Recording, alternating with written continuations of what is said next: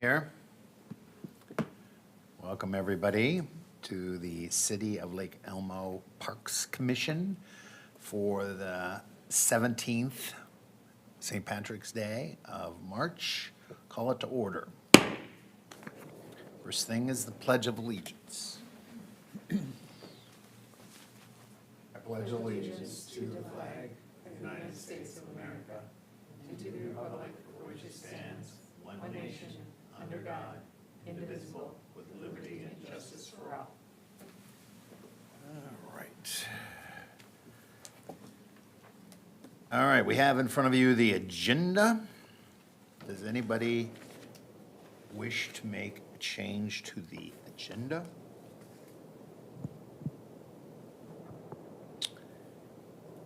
Hearing none, all in favor of approving the agenda as written, say aye.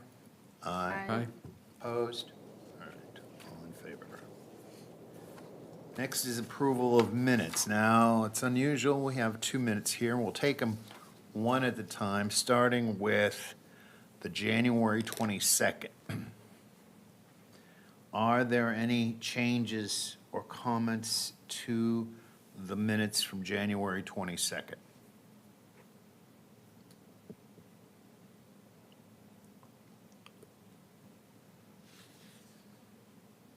Hearing none, all that are in favor of approving the minutes from January 22nd, 2025, signify by saying aye. Aye. Aye. All in favor? Now we go to February 19th. I have one question for the collective memory. Let's see, the agenda and the minutes were approved 6-0, and yet the motions were approved 5-0. Somebody didn't vote? I think there was only 5 of us there. Mike was gone, so the first two then need to be changed. Mike was gone, yeah. So those should be 5-0. Yes. Any other comments? I thought somebody laughed. Any- Didn't you call the meeting to order? Yeah, that's interesting too. Who's taking notes? There's another change. They can't let you go, even though you're No. trying to move to the side. They We'll can't call that probably a let cut you and a go. paste. All right, other comments? All right, all in favor of these minutes with the changes to the voting on the approval of the agenda and the approving of the minutes, changes to 5-0, and the fact that I called the meeting to order. All in favor, say aye. Aye. Everybody, approved it. Okay. Next, we have public comment, and we have Susan Dunn. Come up and talk, show us your overhead, and just remember, we're not really acting on anything here. We appreciate you being here, but we'll take this into consideration. And in general, you have 6 minutes to talk. I will So you take have the 6. floor. Introduce yourself with your address, please. Susan Dunn, 11018 Upper 33rd Street North, Lake Elmo, Minnesota. I had the pleasure of serving on the Parks Commission for like 16 years, so I thank you for your service to our city. One thing I brought up to our city planner several weeks ago was a map that I had gotten from the Washington County Conservation District. And I think we oftentimes have a lot of resources available to us that maybe some of us aren't aware of. And thank you very much, Sophia, for putting that in your computer system, in my file, huh? And what you're looking at there, and I do have a hard copy for you, Hank, is everything in pink is called critical habitat in this section of Washington County. And you have like Highway 36 and then 94. But as I look at that, it really becomes concerning because we also already lost what I referred to as the Tartan Park area. That's pretty much deforested now. and others like the Shulkin Farm and some others that have just kind of slowly degraded. And I have a concern. We're not only a park commission, but we're also environmental stewards. And I'd like to maybe just bring that back up to you folks as something to think about as you go through your ways. I'm old, and I kind of walk around Lions Park a lot. And I just wanted to let you know that the pickleball courts are going to dire need of some help this year for the pickleball players. I'm not a pickleball player, but I do eat pickles.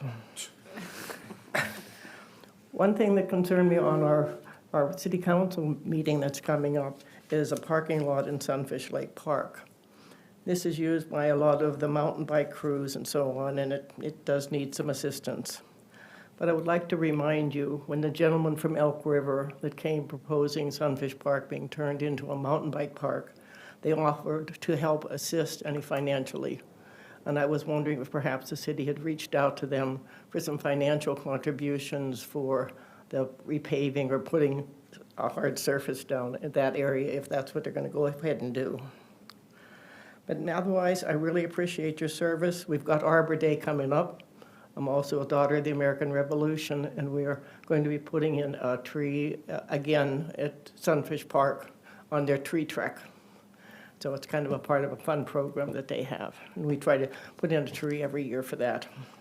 But Neville, thank you very good. We are a tree city, so I'm going to leave this hard copy for you if you would like. It's a little easier to see sometimes than the overheads. But thank you again. Thank you for being here. Does anyone have any questions?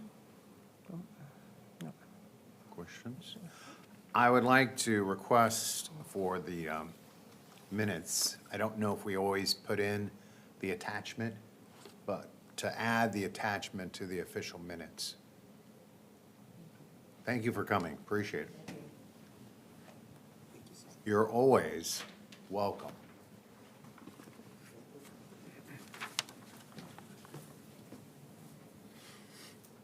All right, item number 6, Inwood 8th edition. Towns Inwood preliminary plat and PUD.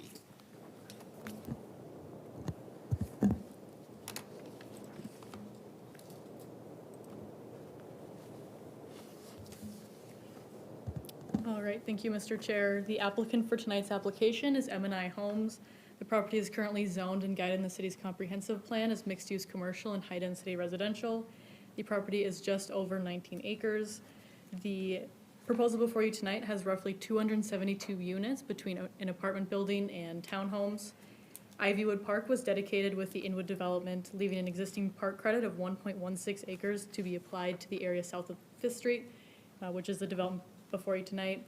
So the park credit yet to be satisfied is 0.77 acres.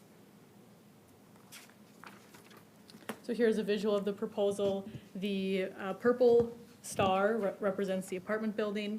The red star is generally where the townhomes are going to be located. And then I added a green star just off to the side. This is where Ivywood and Stonegate Park are in relationship to this proposal. So park dedication can be satisfied in one of 3 ways, less the existing credit that will be applied here. The city may accept fee in lieu of land. This is gonna be about $90,000. This was based off the Washington County GIS assessor's value for the land. The final amount would be established in the final plat with the DA.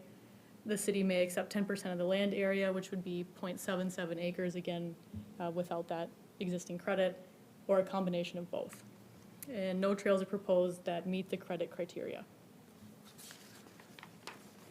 So in reviewing the comp plan, staff has 2 findings related to parks. The first is that the project is not within a park search area. The second is that the property is less than 1 mile from 2 neighborhood parks, Stonegate Park and Ivywood Park. For reference, Stonegate Park is 6 acres and Ivywood Park is about 12 acres. Staff has 3 findings related to the comp plan for trails. The first is that the property is along a neighborhood trail search corridor along 5th Street. Second finding is that there is an existing trail along the north side of 5th Street that satisfies the search area. And the third finding is that there's a sidewalk along the south side of 5th Street, so there is connectivity, just not via trails. So based on those findings and the existing credit, staff recommends the commission recommend fee in lieu of land to the city council for this project. And I can stand for any questions, and we do have the applicant here tonight. Questions from the commissioners? This is maybe a little bit out of the purview of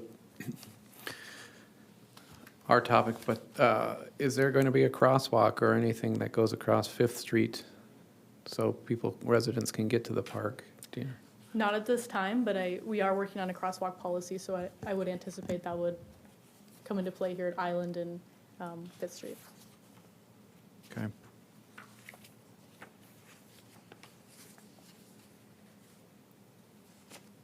Other questions? This is also off to the side a little bit, because they talked in here about having some private roads that the city would not maintain. Correct. Are you aware of any housing developments within the city that have city parkland within them? Sorry, I don't understand the Okay. question. So are there other housing developments in the city that have private roads that also include city parkland within No. it? Okay. So even if there were a larger space here, we would not put a park where there are no public roads, correct? If the commission were to recommend park land, it would probably have to be located off of Island Trail, so Okay. directly off of a Yeah, city over by road. the apartments. Okay, thank you.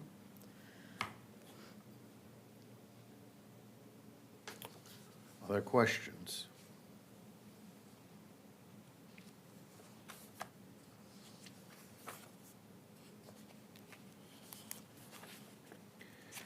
If there are no questions, then this is the time in the meeting when we would appreciate a motion. They have given us a recommended motion. Doesn't mean you have to follow it, but we're looking for a motion. I move to recommend approval of the Inwood 8th Edition Towns of Inwood preliminary plat with the acceptance of cash in lieu of land based on the findings listed in the staff report. Is there a second? I'll second that. Now we have discussion on the particular motions. Any comments? I'll start it out. It looks like the sensible thing to do, since we already have not one, but two parks right there. And that the money would be utilized. So it seems to make sense to me. I don't know if anybody else has their opinion. I wonder if the money could be utilized in Ivywood Park, since it was part of that development. That would be something that we could, That's the question, yeah, we can pose to staff. Okay? Of course, then again, when we get to the budgeting part, that's also a good place to make a case for that too. is But is it too late at that time? I don't know. That's what I'm wondering. That's, but I think there's two times we could do it, but we should ask right now. Not now, but now. Any other questions or comments that you'd like to present on the motion?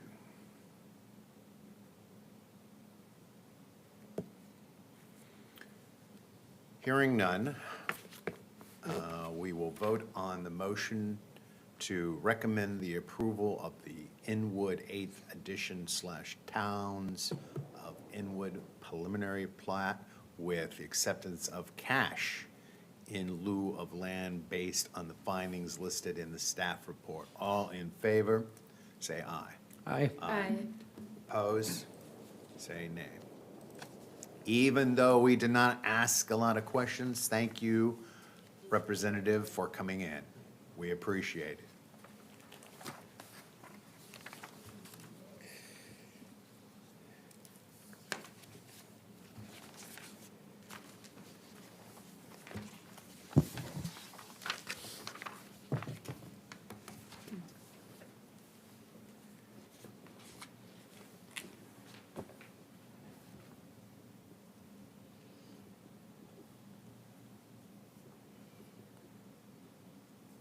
You have the floor. Cool.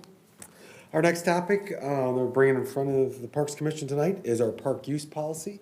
This is brought up on our work plan for 2025. Again, from the Parks Commission, we've seen some issues in the past where it's a potential of gaining opportunities for not only funding, but also just to reconstruct as we begin to update our parks of like, what is a reservable park and ways to benefit from that and making it fair to all citizens, correct? So, park reservations has been within the city for over 10 years. In 2014, the city adopted a park use policy, which was reviewed in 2016 and 2019 with changes to increase simplicity as well as park shelters and incorporate a user priority chart. Over the last few years, staff has seen an increase in park reservations, ultimately due to more park amenities and updated facilities. The policy was discussed in 2024 by the Parks Commission as an additional way to help future funding for the Parks Department. In your packet, I do have some information in there and just kind of the things that we charge currently for our reservable parks. That includes ball fields, shelters, our parks, our Lions Park Shelter, which is our concession stand, correct? And then our courts as well. So you'll see that the fees that we have lined up there are all refundable. And I think that's what kind of brought up our discussion in 2024 was, why don't we keep any of that back? Is there ways of as we're finding the costs of redoing our pickleball courts, redoing our basketball courts, and just updating our baseball fields and things like that, is like, excuse me, is like we do have fees for that, but none of it is ever really kept unless something actually happens or something's damaged, right? So, so those are the fees that we charge for the fields, pretty much $50 a day. And those do range based off resident versus non-resident. But then the one fee that we do keep is in that next paragraph is field lighting. So again, this is 100% geared towards baseball. When they do reserve that, it's $150 for the season. So we are getting one club that reserves it for Lions, one club that reserves it for VFW. So that's where the $300 comes from, right? So, so keep that in mind as we look and we discuss that as like, as we see that our fees for the total year are granted are over $6,000 in lighting fees, our $300 isn't helping that in any way, right? So if we are going to, increase those funds or change anything there, remember that we got 2, possibly 3 major groups that are using those facilities. And not that we have to get all the money back from that, but keep those things in mind as well. So, again, our reservable parks, would be the VFW, the Lions, Tablin Park, that has our courts, our sledding hill, that does have lights there as well that we're charged for, correct? Pebble Park, we do have a security light there, but we do have new updated LED lights there. A lot of that, not a huge cost there, but a lot less than what we see at that are at our ballparks. When I say less, I'm saying that now because LED, I don't have those differences of what we used last year in power because we haven't had a full season of that yet. So, as well as Reed Park and DeMontreville Park as well. So. Some of the questions or some of the things as staff as we see that, just to take in mind to address as we discuss this and maybe, lead staff in the direction of how to write up this policy for this next upcoming year is, as we do put more shelters in, should they all be reservable? Or are we just looking at our parks that, on our list? Do we just keep it as that or do we make all those shelters reservable? Should all courts be reservable or are sites limited to only 50% of those reservable space? One of the biggest complaints, the staff that we get back is from, with those new updated facilities at Pebble, Tablin, and here at Lions is like, our clubs are reserving all the space. So those early mornings, they reserve it, and so then there's nothing left open for the public. And so we've been asked a number of times, could it be possible if one court was left open, or possibly half the courts be left open for just open people coming down? Or do we open it up to maybe not having Tablin reservable and, Pebble and Lions are reservable? Just some options, right? So, next would be, should the deposit be increased for reservable fields, courts, and shelters? Again, and keeping those funds, right? Versus, we assess those fees, but they're all being reimbursed. Maybe several communities around us, there's a flat fee of $100. It's about average. So Stillwater, Oak Park Heights, Oakdale, it's about 100, 125, just depending on the size of the shelter and the facility that they're using and what type of amenities are there. Open space is another one that was commonly used by other cities. In a larger park where they had 3 open spaces, each one is reservable. So, should some or all the deposits be non-refundable? Again, keeping some of that money for future upgrades or to our amenities that we are seeing do cost money in the long run. For organizations or clubs, should anything be different for them reserving? Should deposits be required at a different rate versus, just a yearly? Because one of the things we do find is once that January 15th date opens up, they have a long list and they're the first ones in there. And again, granted, there is a priority list. And so once they're in there, a lot of those are, people, they're the first ones in there. So then it becomes questionable of like going back through that priority list and, calling people back and, making new reservations and things like that. So with that, I'll open it up for discussion, some ideas, some things for staff to review. A future is to put your ideas and suggestions together and bring that back with a potential motion to City Council for the 2026 season. So again, tonight, we are just putting comments in. And as was said, he'll bring it back with the comments before it goes to City Council. So we're looking for lots of comments tonight. It's open for comments. Somebody has a list right there, I know, I can see it. Well, I started doing some research today, because I didn't get to it on Friday, and there must have been a big meeting of all the 5 closest suburbs to us today, because none of their parks people answered the phone or returned my calls. So I was left with the websites, which was basically about the picnic shelters, like you said, and most of them charge more than we do.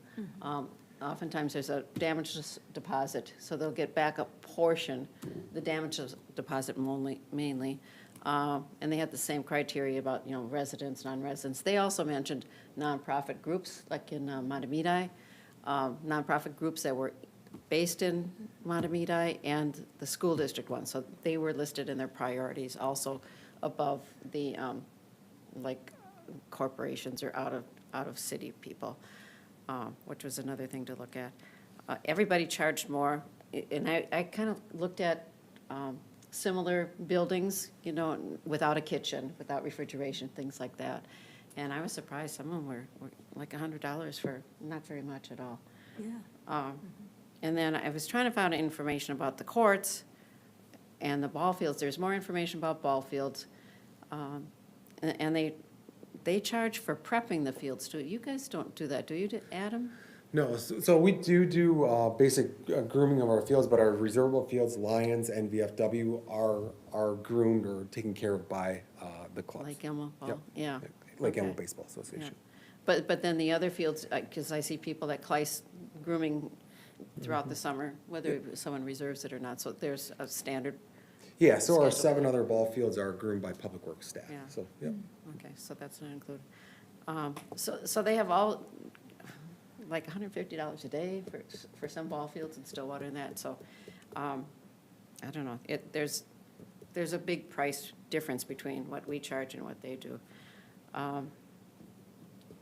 Stillwater does not reserve pickleball courts at all, and other ones, I wasn't able to get back information about it. But it seems like there's quite a range between cities nearby us. Thank you. Other comments? I have a question, actually. Can you go to the first page of the policy itself. I think it would be the other direction. Oh, it's not.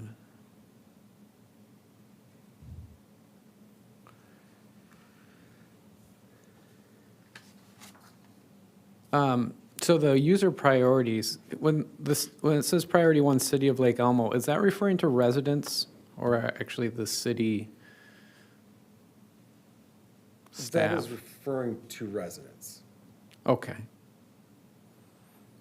I would have the comment of adding that word, just because,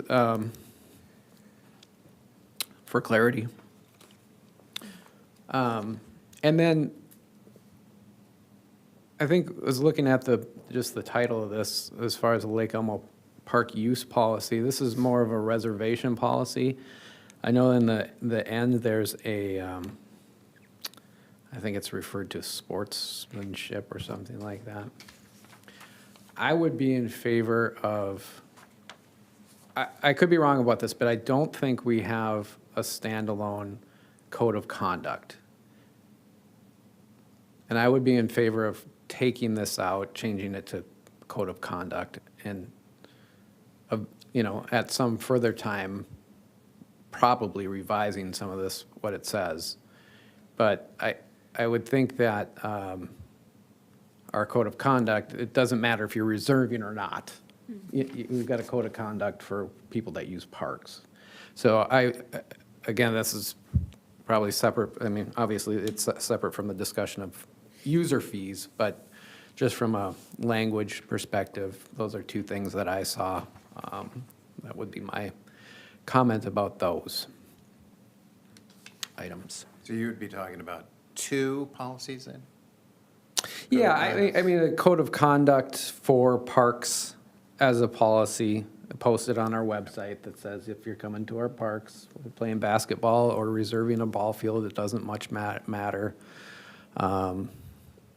I noticed in here, number one, it says in use of athletics field, good sportsmanship rules apply to all players. Doesn't really define that. So I think that there is opportunity in the future, again, in a code of conduct to list, probably number one is no fighting, that sort of fairly standard language. But again, that would be, yes, a second policy revised at a later time. That's my perspective on it. Certainly, there could be a sentence in our park reservation policy that says, if that was necessary, I don't think it would be necessary, but to say that the park user code of conduct applies to all reservations. I don't think that's necessary, but. Okay. Other comments?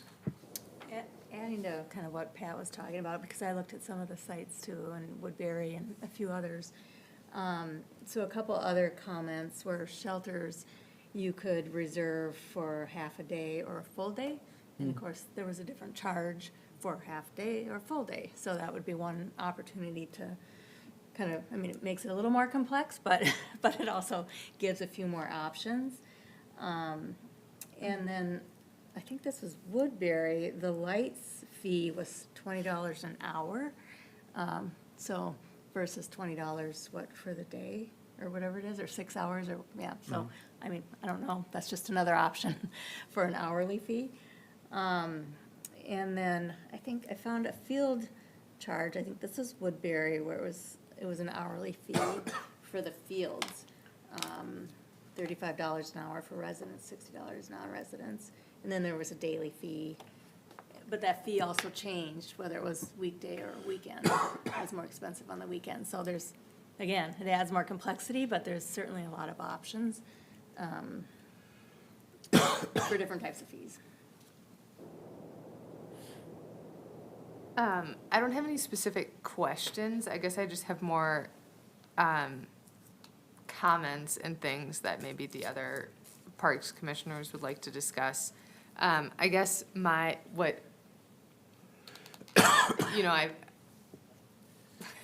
what I want to make sure is that the parks can continue being used. I would hate to put any type of punitive thing that would reduce use of parks, and I think we want to or at least I want to make the parks and the amenities accessible to all residents, particularly residents that already pay taxes. And I think that the $6,000 like spread across the entire city is, we're not talking very much overall. So that's kind of keeping the parks accessible for all residents is kind of my number one priority. The second thing that I was thinking about is that the lighting fees do seem fairly substantial. But again, just kind of thinking about the equity of charging fees and not, it doesn't make a lot of sense to me to try to offset that utility fee by charging people reservations proportionate, like, to that $6,000 at fields or courts that don't have lights. So I guess that's another thing that I'm thinking of. I think it does make sense to try to offset and to recoup some of that utility fee for the sites that are using utilities. But I guess going along with that is kind of this realization that Lake Elmo baseball seems to be the primary user of a lot of these things. And a year ago, we accepted a donation worth tens of thousands of dollars from them. And so just trying to balance the working relationship that we have with these groups, I think, is something that I currently see reflected in the user priorities. And I guess kind of echoing what Tammy said, I saw that Woodbury had different fees based on the priorities. And so I would, I guess, urge us to think about that balance there. And then the third thing is, just because this is like the world I'm tapped into a little bit more, for state parks and national parks reservation fees, what's like the discussion that's happening with those right now is the fact that reservations are very easy to make and people don't cancel and they don't show up, because it's all like, it's so cheap to not show up and to like make multiple reservations. And so I guess I just want to be cognizant of the fact that if we are allowing groups to reserve these places, I guess it feels important to me to make sure that they are being used. And I recognize that it's probably not super feasible to do any type of enforcement. And I don't think that would be like a good use of public works staff per se. But just thinking about if there's a way to fold in something like if, a spot check or something, if folks are out there and they notice that no one is using the reservation, then the deposit won't be refunded or something like that, just to make sure that we're getting fields opened up when they're not being used. So those are the three things I was thinking about. Thanks for letting me ramble here. I mean, I agree.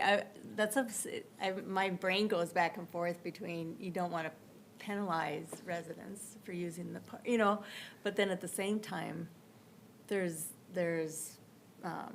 resources to manage all of this and give the money back and, that, and then there's no money being kept. But then I think the other thing, a big thing for me is non-residents aren't paying anything either. So, I mean, even if you would charge there's certain options, but to me, a non-resident should for sure have to pay something. I mean, there should be, there is a difference in what they're paying, but everybody's getting their money back, so. Yeah, that's my comment. I would get rid of the refundable. For everyone? For everyone. Okay, it's just gonna cost.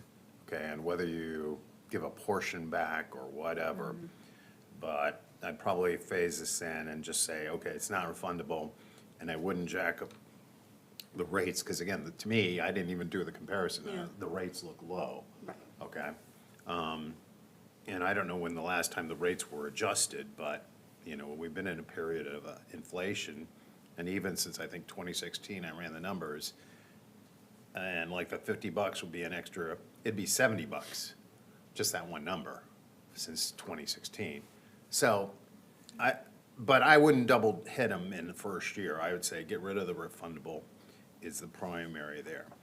And the lights, I would up those, because again, They're being used, we've provided them. Yes, they don't need to offset everything, but I think they should be raised. I do like the thing about not reserving every, especially the pickleball, but I would probably go more like 25, 75 or something like that, I don't know. To me, if there's a court open, okay, and you didn't reserve, well, okay, there's something there available and you're gonna have the ability to get in there. I mean, even if they're there and didn't reserve it, they're still there. I mean, there's nothing you can do about that. But I do like the fact that they would keep some of that open to the public just as a bit. And back to the policy, I'm fine with the potential of separating those. But I think, I also agree that we should really look harder at those policies, you know, the sportsmanship and behavior. It's 2025, there's nothing about guns, there's nothing about camping. There's a lot of things, and now that might be covered by some other city ordinance, but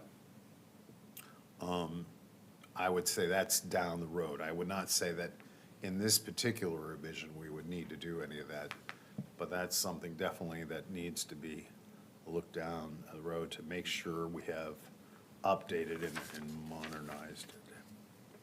And I think that's all of my comments. To be transparent, I have grandkids who are involved in Lake Elmo baseball.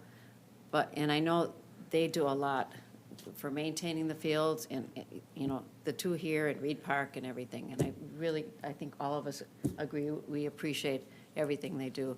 But it seems, and I know some of the lights are used probably for volleyball and skating when you're talking about the year-round light fee at Lions Park. But I think they could, and I don't know what the percentages of how many of the kids are from Lake Elmo, the city of Lake Elmo, because I know it's the whole school district who can sign up for it. But I think it would be okay to raise it, not a whole lot, but something, you know, to make it more, It was a Equitable. sizable number of kids. They came in a few years ago, right. and it was yeah. a sizable number of kids. So that's my point about that. As far as the pickleball courts, I've talked to a number of people who reserve them, and like there was one person who reserved on Sunday mornings, and she said they use 2 courts. They don't need the whole park. But if you were to look on the calendar or look somewhere, they used to have a sign outside the court. It would say it was reserved, but it didn't say how many courts were reserved. So I think it would be really nice to say, for groups to say, we need this many courts. And I think they should not get all 8 courts or 6 courts or whatever, so that the public can come and play. I just think it's more equitable.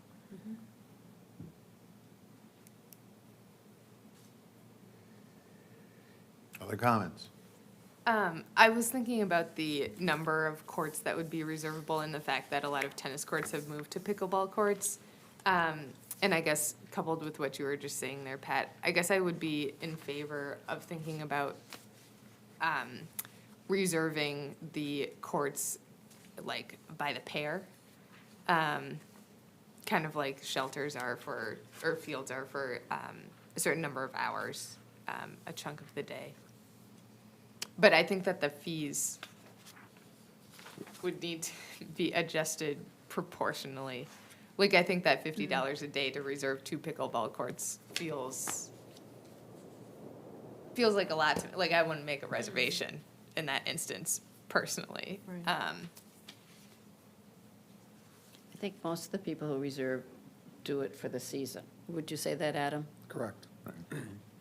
You know, so it's every Sunday, or it's every Monday, Wednesday, Friday morning, and things like that.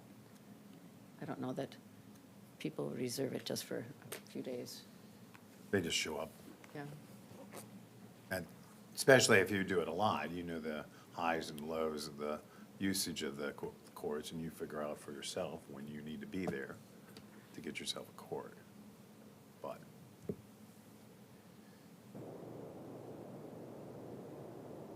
other comments?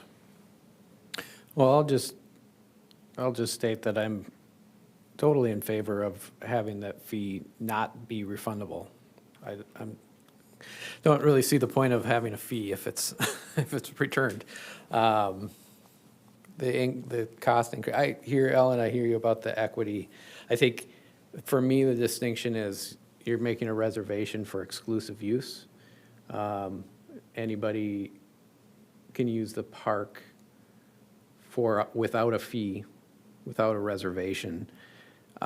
So when you're talking about exclusive use, I don't have any trouble charging for that. I don't have any trouble paying for it myself if I have the expectation that it's going to be my ball field for the day or my shelter. I would have the expectation personally to pay for it. I don't think, just thinking of residents, I don't think that's unreasonable to not receive your fee back. I am in favor certainly of a higher non-resident fee, so we do prioritize residents. And I think the equity a little bit comes in if we do find a way of leaving some of those courts open and not reserving the whole thing. I know that happened to my family last year with pickleball being rented out for an event, and you get there and you go, oh, I guess we're not playing. If there was just one open, I don't know how you do that, so it's easy to manage on the city administrative side. If you just say that one is always open, like all of them are reserved, or Ellen, you had said pairs, whatever is going to make the most sense management wise, and to be able to communicate through the sign. You don't want to have 4 different signs that say 4 different things. Most courts are numbered in our parks, so, Yeah. you could always say like 1 and 2 are always non-reservable, or Yeah. 5 and 6, right? Yeah. Or, there's a different color code on them, or whatever it might be in the future, so. Or at a minimum, that, I think that's what you were saying, is somebody could reserve pairs of them and still make 2 reservations. That doesn't alleviate the concern of not having access for non-reserving. Sorry, I'm talking out loud here, thinking out loud rather. But I am in favor of keeping a portion open.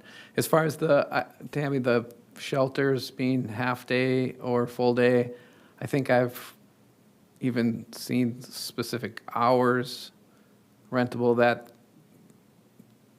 I would be in favor of, or full-day, half-day. So again, other people can use them. To the point of your point of people not showing up, it's probably unlikely that majority of events for shelters, if somebody's having a reunion or something, are going to be there all day. So to not have others be able to have access to it because they're using it the half day doesn't seem to make a lot of sense. So I'd be in favor of that as well. I think there's some balance to be struck here. Some of our neighboring communities, those prices of those shelters are a little bit higher if they have public restroom, or if they have restrooms there versus just a portable, right? So, but we do have those offset expenses of our portable toilets at our parks too. So. I also noticed that several cities had information there about inflatables. And that they would have to have a permit for that and certificate of insurance so that the city's not liable. And at least 2 of the cities I looked at had something about that. I think that goes along with my general comments. It looks like a lot of this needs to be just updated. Okay? Maybe in 2016, people wouldn't have even thought about putting a jump pit, next to a thing in a park. And now they would. So that's kind of that general comment there. It's a good comment. Last year, Pilot Park, we had an animal birthday party, right? Right. So Petting zoo? Oh. Yeah, petting zoo. So Yeah. other things come into play with that as well. So Something else. unannounced to the city. Something else that just reminds me that I read at one of the cities, and I don't know if we have anything like this or not, but food trucks, like, is there something around food trucks, like, because they'd have to have a license, like, one of the cities I was looking at, to have a food truck come for an event, they had to have a specific license or something to that, so Again, these are all Right. things I think could be. That came some- up- have that come could be up in the future, not recently, yeah. necessarily for this revision, Right, but for the something. future. Are there any other comments? Yes. Yeah, Adam, I have a question. Can you speak a little bit more about the user priorities and how that works in practice? You mentioned that sometimes it does get confusing where you have to go make some calls. Kind of what's the timeline that you look at for that? So, our clerk normally takes these reservations, right? So I don't see them at first hand, but for instance, a club may send in one reservation for the whole season. So they'll say, every Monday, Wednesday, Friday from 6 AM to 10, I want the pickleball courts at Talon, right? So, and that's only geared at who puts in the reservations. So if Adam puts in the reservation, I put my address as Lake Elmo, I'm a resident, right? So that can be very skewed as well when maybe the club is in Montemita, right? And they have members from Lake Elmo that are part of it, or they're in Stillwater, and they have members that are part of it. And that club utilizes different communities and different parks to spread their club around, right? So, but again, so what our clerk would do is normally she'd go through them as first come, first served. She puts them through the list, she puts them on the calendar. Our reservations have moved from being posted every day, because that's what we were finding as staff, as we'd go out and post them every morning for weekends, for daily activities. But then that day, it was being changed because it was raining that weekend, or whatever it might be, right? So we've kind of got rid of that, posted a QR code that directs the users right back to the website where they select which park, and then it'll have the times and dates of who's reserving it, right? So, so going back down through that, of that policy of how they're reserved, again, those are just a couple instances that we as staff run through in that situation. But if somebody were to submit one later in April, asking for the same things, that clerk would go through this priority and decide. And a lot of times it's just asking them back and forth, like, would you be accommodable to this group to using the facilities, from 9 to noon versus, because you have a book till 10. Okay, cool. I guess, so I would be I feel like one thing that I've heard here, and fits what seems to make sense with me too, is I feel like I would be in favor of changing these user priorities to more of a user fee schedule, with the lowest fee being a resident of City of Lake Elmo and the highest fee being one of these other groups. And maybe this priority or the fee schedule will get shifted, consolidated, parsed up different ways. I don't know. And then I guess just thinking about that, like, how do you put a fair fee across the board for, if you're thinking per court or by season versus by day or by hour, blah, blah, blah, blah, blah. One thing that struck kind of my eye about what Woodbury does is for camps or teams, they charge a per user fee. So that's just kind of something that I thought was kind of novel. It might be a way to, I don't know, equalize some of those fees. A good example would be Reed Park last year. So we had the Lake Elmo Baseball Association reserve the ball field, but we also had a ultimate frisbee club in Lake Elmo that also had reserved the Outfield. open space. Actually had their application in January 15th prior to Lake Elmo Baseball putting theirs in more towards the end of January. So it does put you in a pickle of both community programs. Like you said, who's funding, who's donated, like things like that. And really coming down to a clause of like really talking to both groups and see what works, what we can make work, right? Other comments? Maybe I would just consider adding a paragraph on there saying something like, the reservation is non-binding, like, because there is some negotiations that happen, it sounds like. And just so users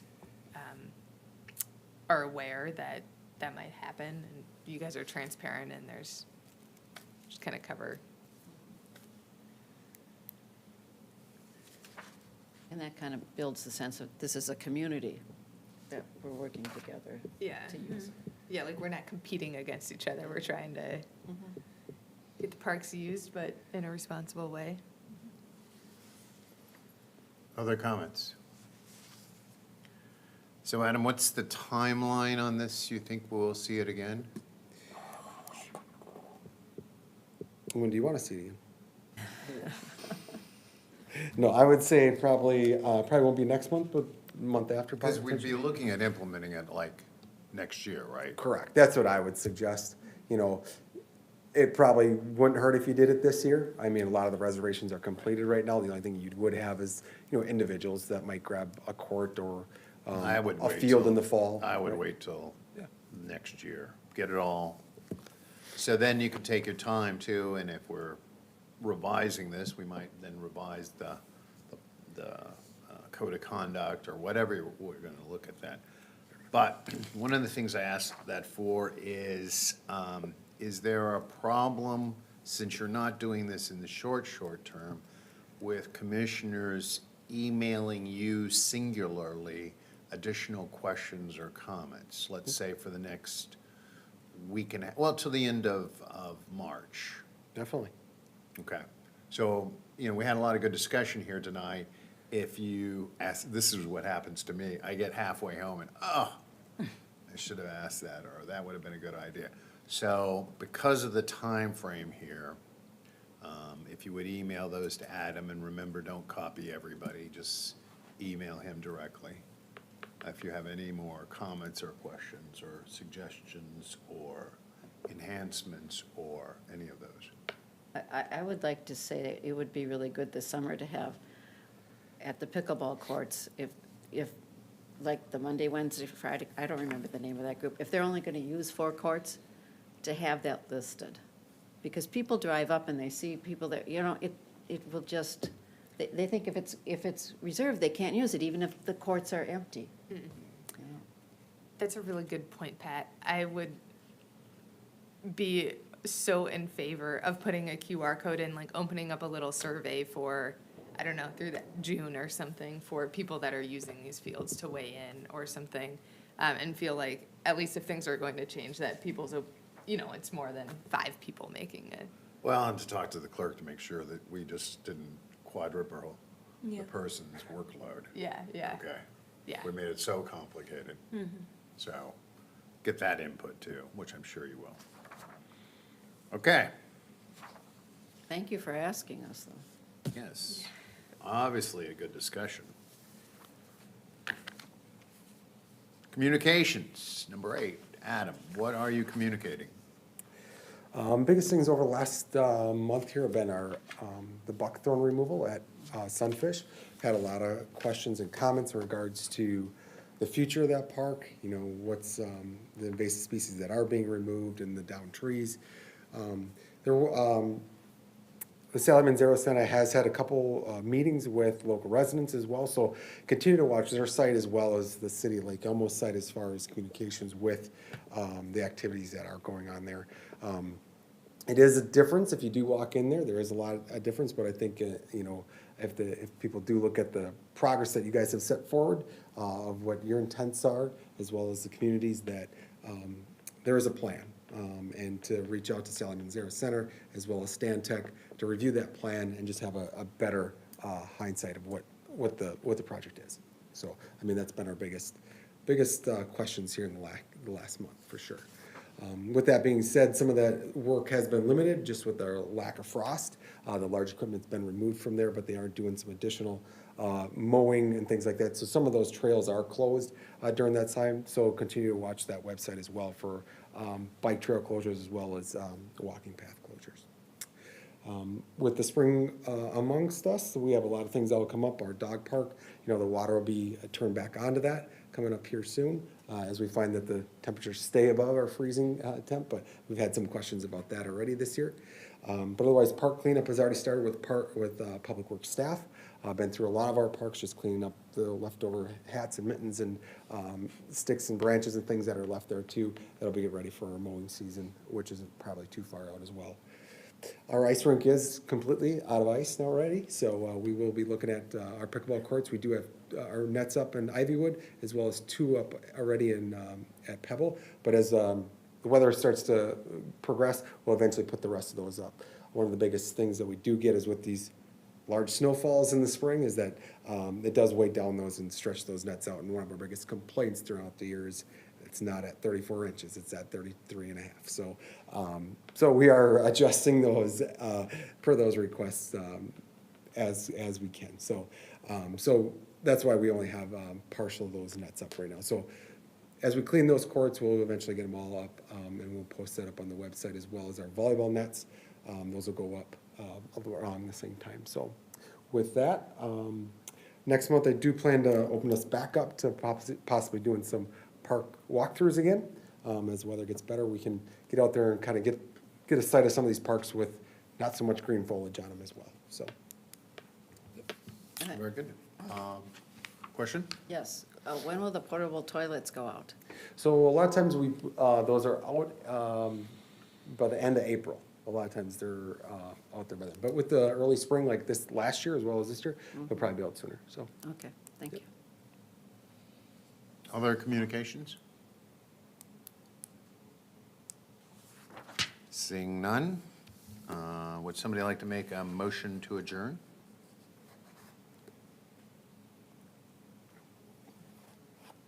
Sure. I'll make a motion to there adjourn the all Parks night. meeting. Is there a second? I'll second. All in favor? Aye. Nays? None. Meeting's adjourned.